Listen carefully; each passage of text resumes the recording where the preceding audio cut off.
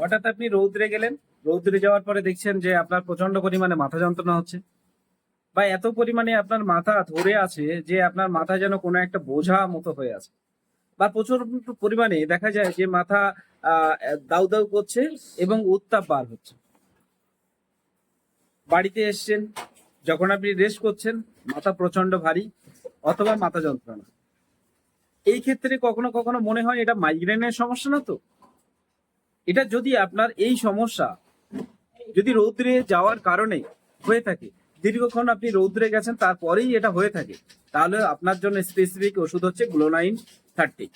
এই ওষুধটি 2 ফোঁটা করে সকালে এবং সন্ধ্যায় খালি পেটে সেবন করুন, ঠিক হয়ে যাবে।